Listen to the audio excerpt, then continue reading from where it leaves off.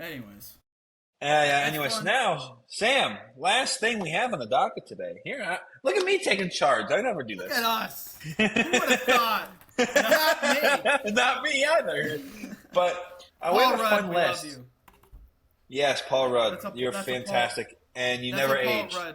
That's You're a not Paul aging, Rudd and we quote. love it. Paul Yes. Rudd quote from Hot Ones. Anyways, we got a top five Sitcoms. Sitcoms. Here we go. So We're gonna have some screaming again. Sorry. now here's the thing: him and I will probably have some same shows.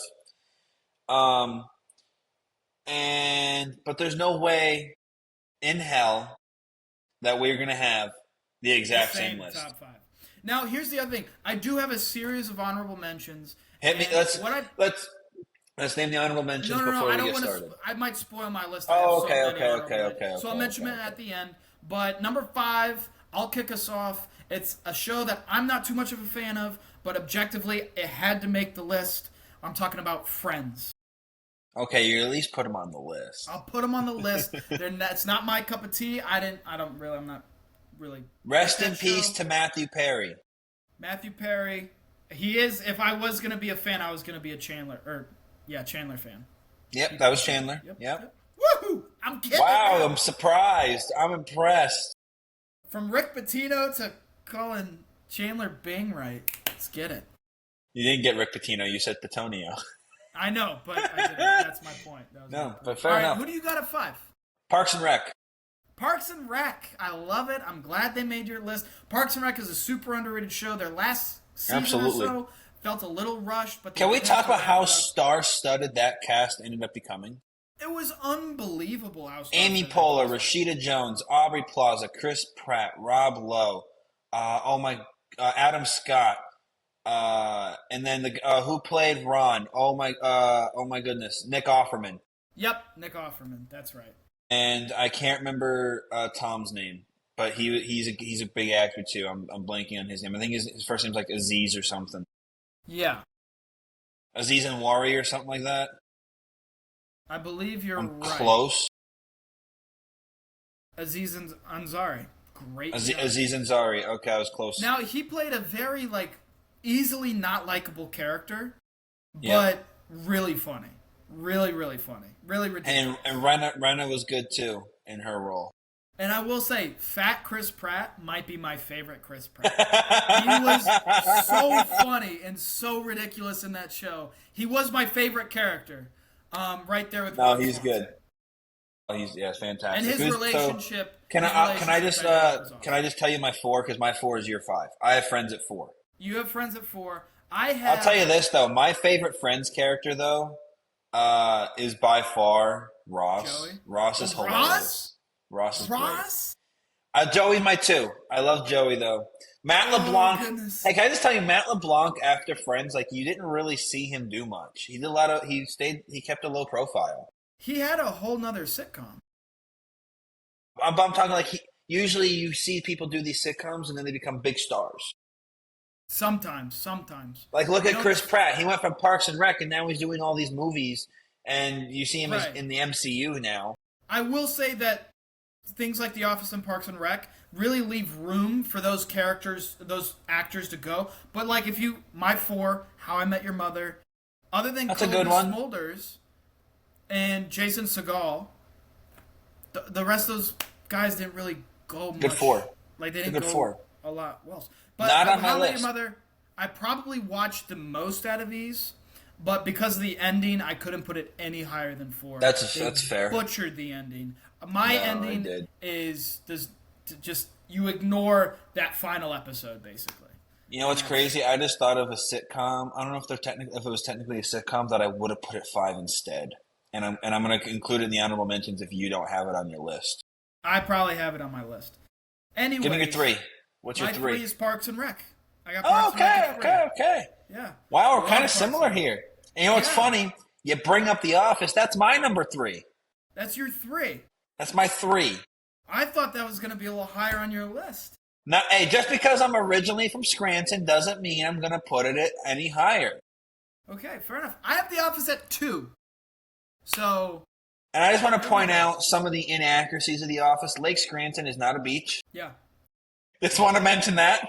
Here's what else I'll tell you. The Office, the only reason it's not at 1 for me is definitely because of those last few seasons. If Michael Scott stayed the whole way, definitely Well, here's the thing: if Steve Carell stays longer than season 7, it might not stop at 9 seasons.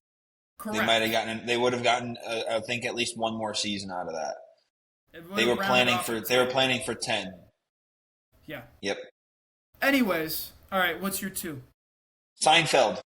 Seinfeld makes an appearance, an old but good one. Seinfeld was fantastic. I still watch a lot of it on Comedy Central as it rolls through. Obviously reruns, but Jerry Seinfeld's hilarious. Jason Alexander does a great job working for the Yankees. Now that's funny. Think about it. Two best friends who Jerry's a Mets fan, Jason Alexander is a Yankees fan.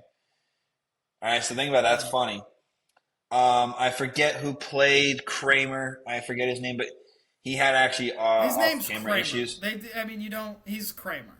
But he had off-camera problems. And Julia Louis-Dreyfus, great job. For him. Kramer is but nobody else could have played that character. No, he did it, and he did a fantastic job. He really did. The way he would tell stories on that show would be better than if they were able to recreate them.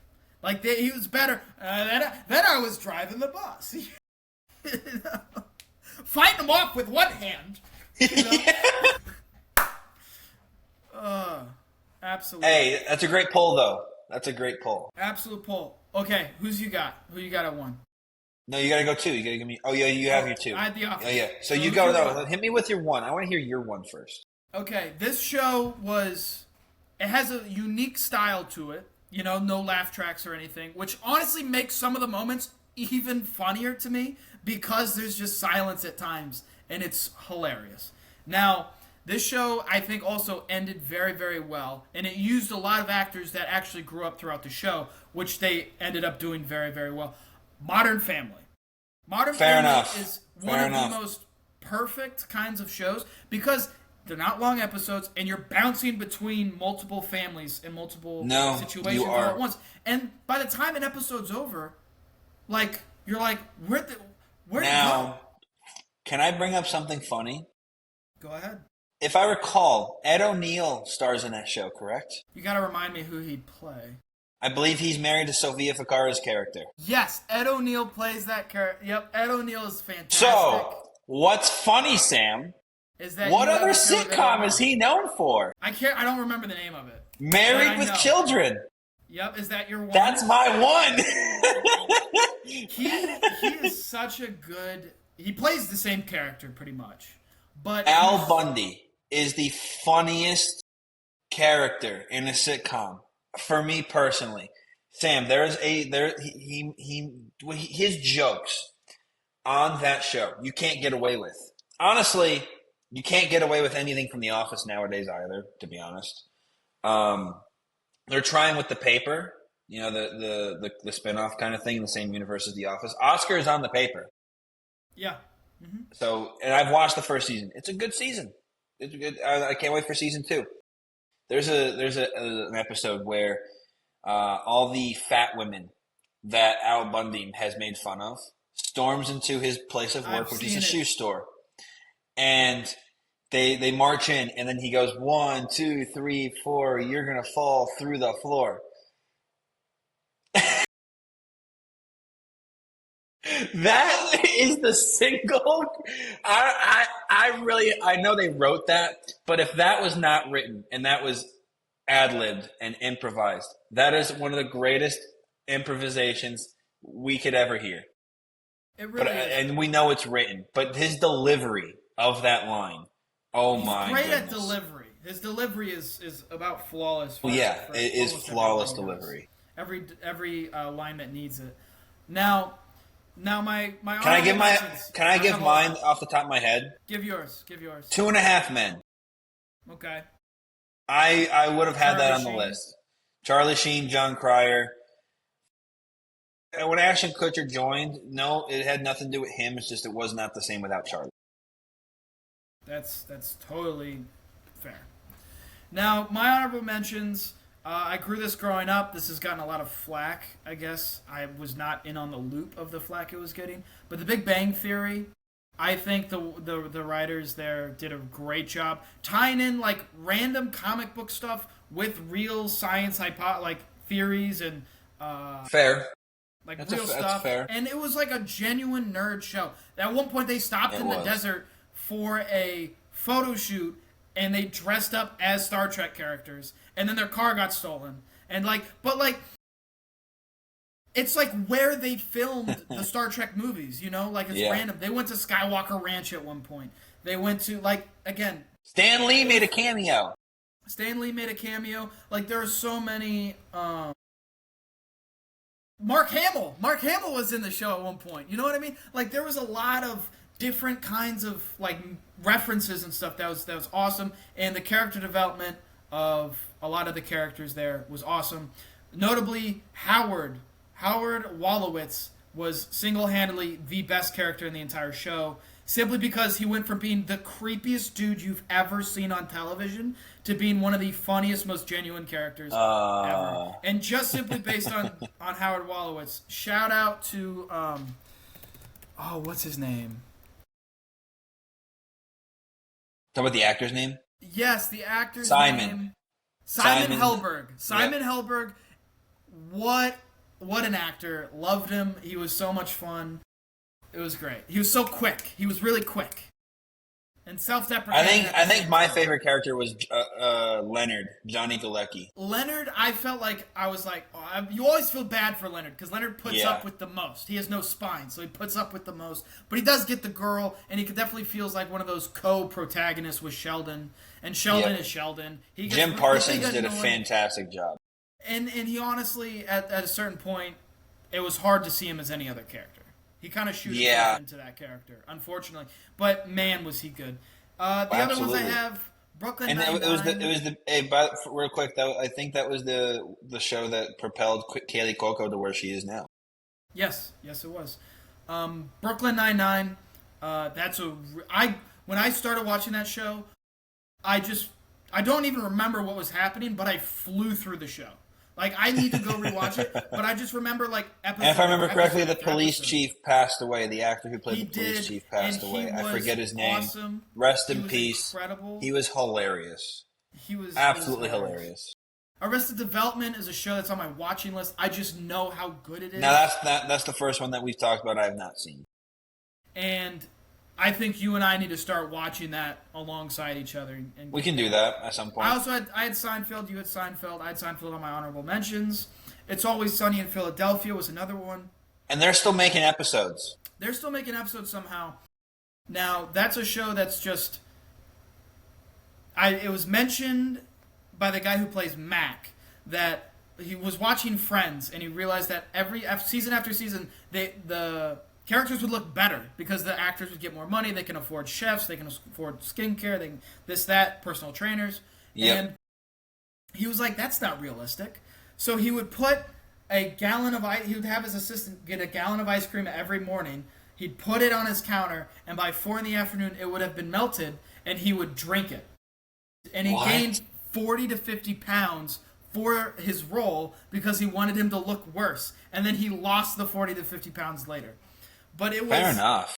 It was absurd. The delivery, some of the moments in those lines. Now, they're all degenerates all the way through. There's no real character development, as far as I know. And then the last one is, again, Larry David is so good at having those complaining moments, those New Yorker moments. Curb Your Enthusiasm. I haven't watched the full thing through, but the clips I see are just too good to ignore. I wanted to give them a shout out. And can we give a shout out to Kat Dennings and Two Broke Girls? Two Broke Girls, haven't seen it. And Mike and Molly's another one just like Yes, that. Mike and Molly. Absolutely. Again, a lot of sitcoms out there. You can really make any of these your favorite and put them at number one. But we really just want to give credit. Talk about me being old school. My top two are both in the 90s. Sitcoms really have a soft spot in a lot of people's hearts because it's Absolutely. comfortable and people rewatch them more than any other show. So let us know Also what your true. favorite sitcom is, and let us know why it's your favorite. When did you start watching it? Why do you still watch it to this day? Now I'll tell you this though. If this was just comedy shows, my number one, Parks and Rec would slide off. Everything else would slide down, and I know what my number one would be. And you know what it is too. What would it be? South Park. It's awful. South Park It's is not. It's terrible.